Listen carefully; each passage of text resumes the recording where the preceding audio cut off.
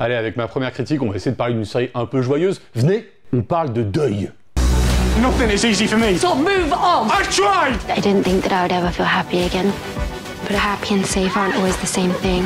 I don't think I can lose someone again. So, how does the story end? I don't know. Alors You and Me, c'est une série anglaise qui a été lancée l'année dernière. Ça raconte l'histoire de Ben, un écrivain veuf qui essaie de reconstruire sa vie après la perte de sa femme et qui va croiser le chemin de Emma, une autre personne en deuil.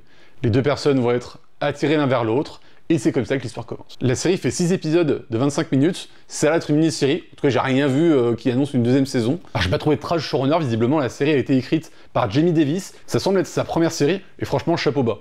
Bonjour, c'est le Rabbi du futur, je m'aperçois que j'ai absolument pas dit ce que je pensais de la série. J'ai bien aimé cette série, je vais vous expliquer pourquoi d'ailleurs. Ce qu'on peut noter déjà avec cette série, c'est qu'elle mélange les narrations. On va passer du présent au passé pour nous raconter les deux histoires en même temps. On nous raconte à la fois l'amour d'histoire naissante entre lui et sa femme, comment elle est morte, et comment il fait pour pallier à ce deuil. Normalement, avec une série qui parle du deuil, on nous raconte une histoire chronologique, c'est-à-dire avec la perte de la personne en milieu de saison, et comment elle se reconstruit dans la deuxième moitié de saison. Soit on commence quand le personnage est déjà mort, mais à ce moment-là, nous, spectateurs, on n'a aucune attache émotionnelle à ce personnage-là, parce qu'on l'a pas connu.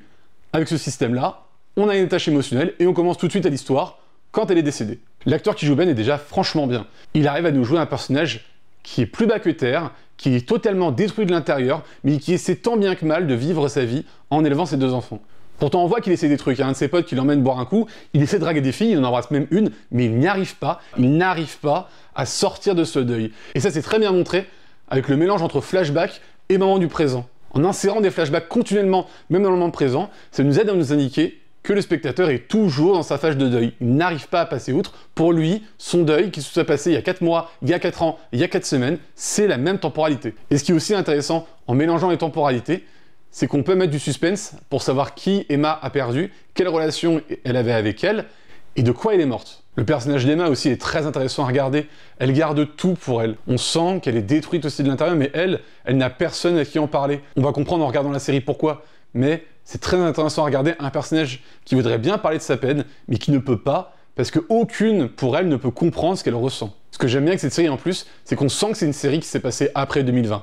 Les personnages communiquent entre eux, ils parlent de leurs émotions, ils parlent de leurs ressentis. Vraiment, ça fait plaisir parce qu'après avoir passé tant d'années à regarder des séries où tous les personnages cachent ce qu'ils ont, ne disent pas ce qu'ils ressentent, et la plupart de ce qui leur arrive comme confrontation passe par du manque de communication, enfin une série qui montre que oui, on peut s'engueuler, mais tout en communiquant, tout en disant ce qui va pas. Ça fait plaisir. Franchement, cette série, elle met du baume au cœur parce que déjà, on a des personnages attachants auxquels on peut facilement s'identifier.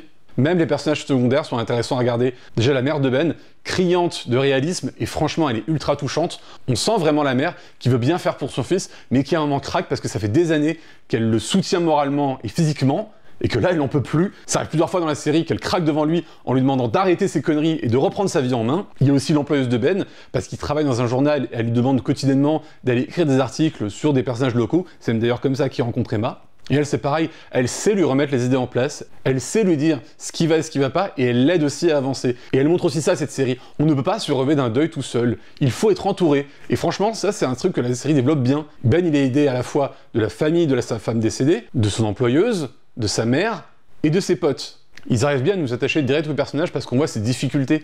Autant on voit qu'il essaie de bien faire, autant qu'on voit qu'il n'arrive pas à passer à autre chose avec cette narration qui revient sans cesse en arrière avec des flashbacks, qui nous montre sa vie amoureuse qui décollait et qui ne s'arrêtait jamais avant qu'elle décède. Parce qu'à travers le thème du deuil, le scénariste arrive quand même à faire passer sa série dans les codes de la série romantique. On a la rencontre, on a le coup de foudre, on a aussi la présentation du problème de chacun des personnages et de savoir si ils vont réussir à passer outre cette problématique. Après oui, la série suit des codes de rom-com qu'on a l'habitude de voir 200 fois, comme le personnage qui rétropédale et qui dit au final qu'il ne peut pas être avec la personne, parce que c'est expliqué dans la série, mais franchement, on n'y croit pas une seule seconde. Ce que j'ai beaucoup aimé aussi, c'est le traitement du deuil. On nous montre dans cette série que non, ce n'est pas un autre personnage qui va réussir à faire passer le deuil. Personne n'y arrivera. Un deuil, il est et il restera. Maintenant, ce qu'il faut, c'est aller de l'avant. Et ces deux personnages qui ont connu un deuil vont essayer chacun d'aider l'autre à aller de l'avant. Parce que les deux ont connu un deuil, en fait. Donc les deux, visiblement, parlent le même langage. Ils savent ce que ça représente un deuil, et c'est pour ça qu'ils sont tous les deux la meilleure personne pour aider l'autre.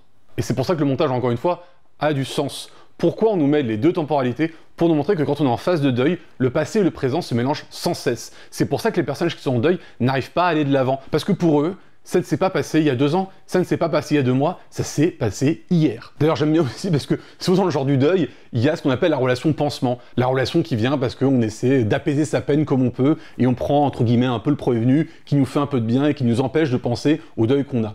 Et ben alors là, la relation pansement, vous verrez, elle part assez loin quand même.